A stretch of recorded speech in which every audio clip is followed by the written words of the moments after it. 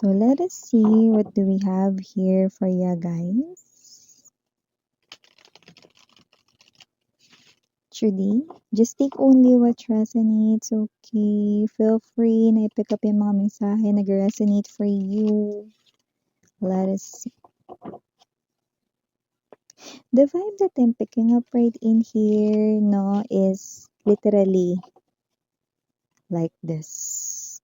Nine of Swords energy, no? Someone here ay up all night and may energy dito na mas madalas niya ito na-experience, no, na up all night gising siya, no, halos buong gabi hanggang madaling araw, no, with these roses right in here, no, and there's this parang navy violet, dark violet dito, no, so definitely something is definitely parang nagbabalik, something na ayaw niya ditong maalala ulit or something na gusto niyang baguhin.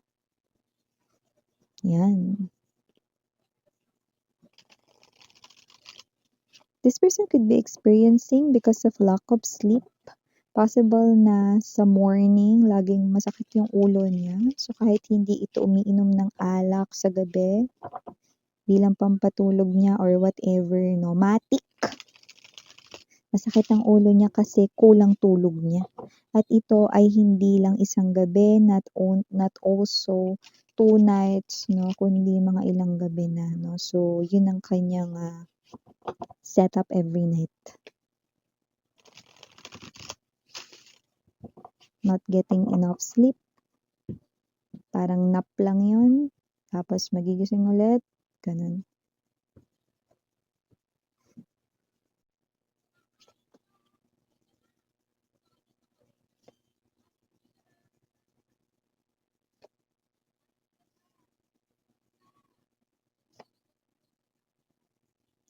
O yeah, may pinapakita rito sa akin na sabihin ko ba sa'yo? Ay, syempre naman mare, no? Sasabihin ko sa'yo kung ano yung pinapakita rito. No? Pero wait lang. Wala tayong gender ha, mare, pare, LGBTQs. Ayun, yun na nga. This confirms, no? Kung ano, no, yung nakikita ko rito.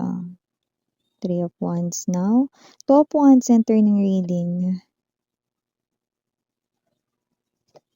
Ayun. Yan nga sinasabi ko eh. Bottom of the deck, 8 of Coins. 5 of Cups. And the 7 of Swords. Ayan.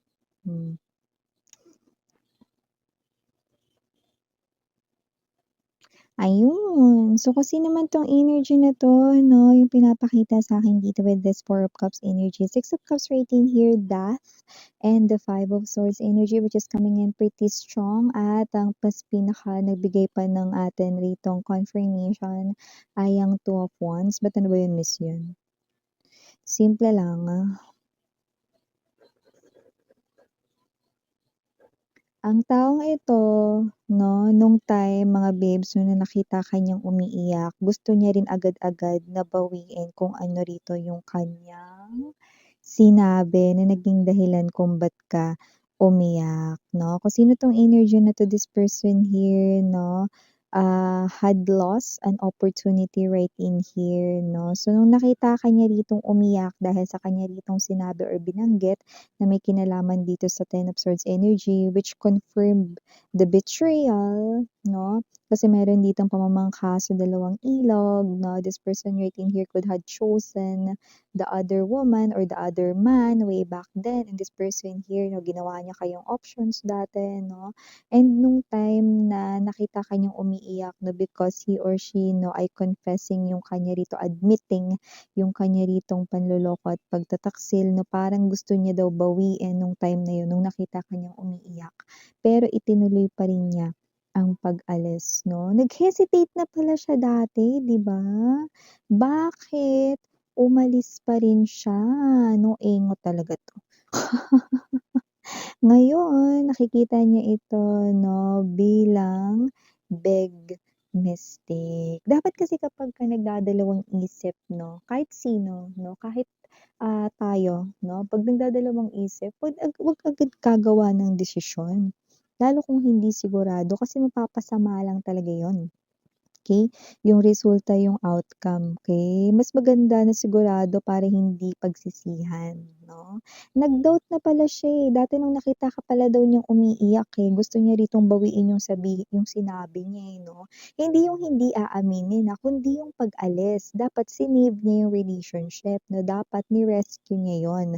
Dapat nag-sorry siya 'no at, inayos ito 'no. Kasi sa nakukuha ko dito nung time na ito dahil gulong-gulo ang isipan mo rito 'no, babe, nakikita natin dito 'no na ayaw mo siyang mawala, okey, nung time na yun 'no. Though nasaktan ka 'no, I do pick up na, puwedeng gusto mong ayusin that time, but this person here still insisted 'no, na tapusin na lang with the death energy 'no, yung inyong relasyon 'no, at yun nga yun 'no.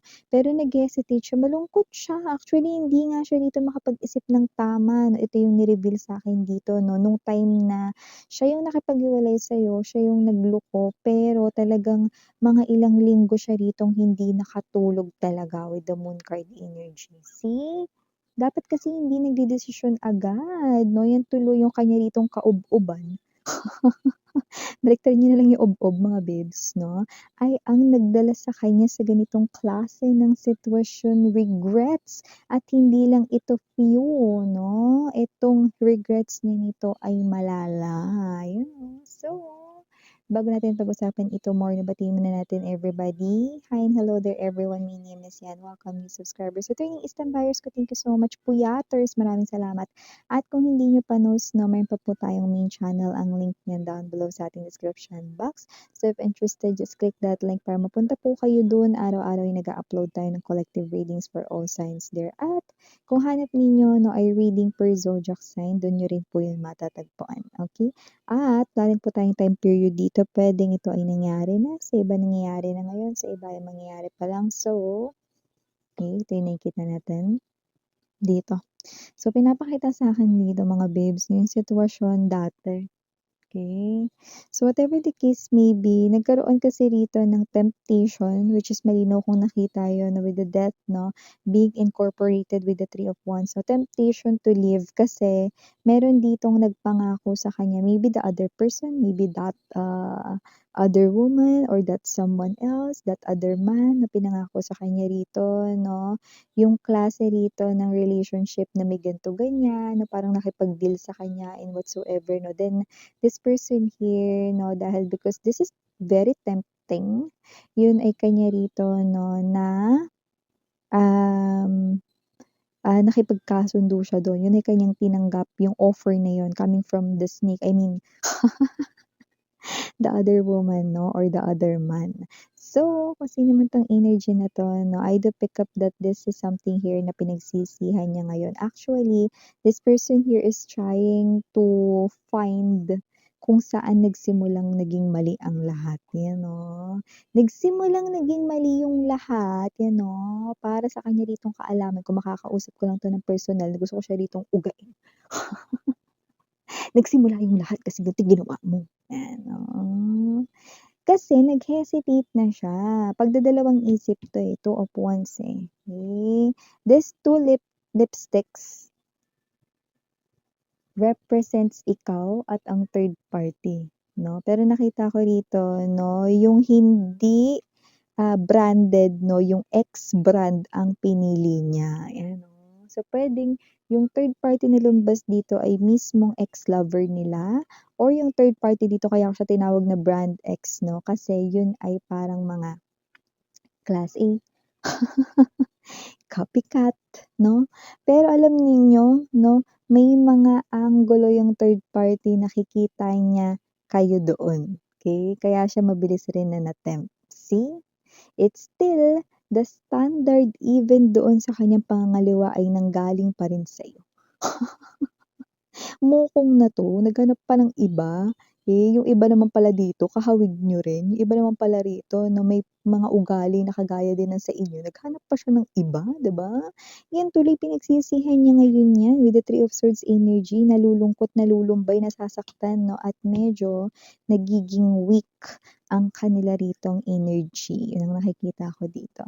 At kung sino rin 'to 'no, na energy na ito lumalabas mga babes, 'no, na itong person na 'to 'no ay someone here 'no, na could be, hindi lang kayo basta naaalala ngayon, kundi naghahanap dito ng paraan para makibalita about you guys, 'no?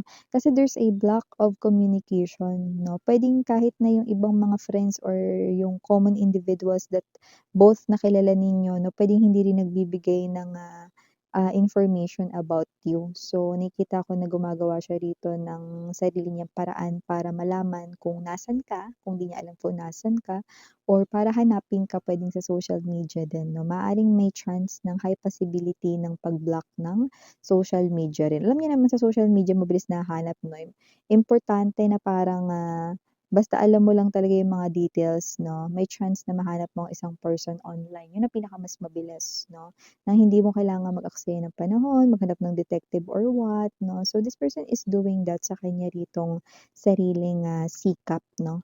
So, nakikita ko dito that with this moon card energy, hindi niya alam, okey, kung nasaan kayo ngayon, anong ginagawa niyo ngayon, sinong mga ka-deal ninyo, kayo ba ay may asawa na, in love na ba kayo sa bago, meron na bang nanliligaw sa inyo? Wala, hindi niya alam, okey. So, kung sino man 'tong energy na 'to, Eight of Coins right in here, Five of Cups nandito, Seven of Swords din, ibig sabihin, itong tao na 'to 'no, ay nakikita ko rito na patuloy pa rin dito 'no, na maghahangad sa inyo 'no. Pero this time gusto niya ng gawin ng tama, ang alinis yan.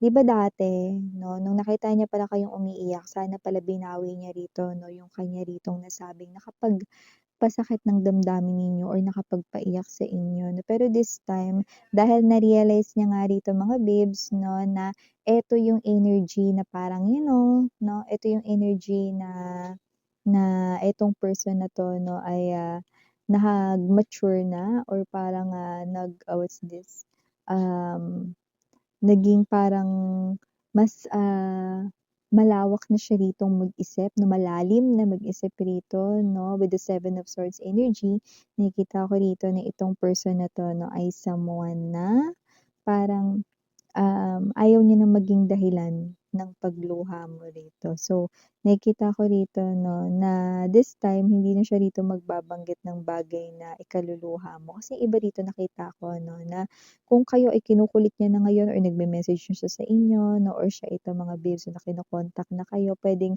yung iba sa inyo naiinis na, okey?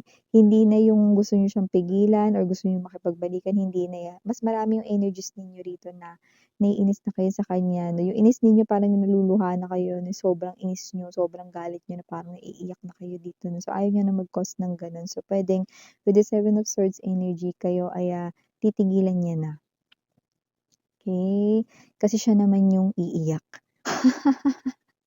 Siya naman yung luluha dito. Ay totoo yan, ang pag-iyak at pagluha ay hindi lang nangyayari kapag malungkot ka. Nangyayari rin yan 'pag masaya ka 'di ba, sa sobrang saya mo naiiyak ka, naluluha ka 'di ba? At meron ding mga pangyayari kagaya na lamang tulad nito 'no, na nangyayari sa inyo, sa sobrang inis ninyo, sobrang galit ninyo, naluluha na kayo kasi hindi niyo siya rito mapaalis, mapataboy sa buhay ninyo, hindi niyo siya mapatigil, yeah, that's the word 'no. Yung iba sa inyo nangyayari na 'to na ayaw niya na maging dahilan ng inyong pagluha. So, nakikita ko rito masakit man dito mga babe sa kanya ito, iiwasan niya na kayo kasi marami-rami sa inyo yung parang ayaw niyo na siyang makausap, wala na kayong pakialam sa kanya, sana tigilan niya na kayo, yun ang tangi ninyong hiling sa kanya, pero masakit yun sa kanya kaya nga nakikita ko siya naman ngayon yung luluha. Palit naman kayo ng sitwasyon, 'yan. So, sa nakikita ko this person here kung hindi pa 'yan kumo-contact sa'yo, kokontakin ka niyan, okey? Pero para na lang siguro magpaalam sa'yo, for good na.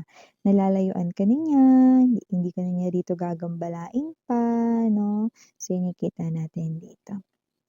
Ay go. Okay? So, kasi naman 'tong energy na 'to 'no, talagang hinant siya rito 'no, ng sarili niya ritong multo, ayan 'no, 'di ba?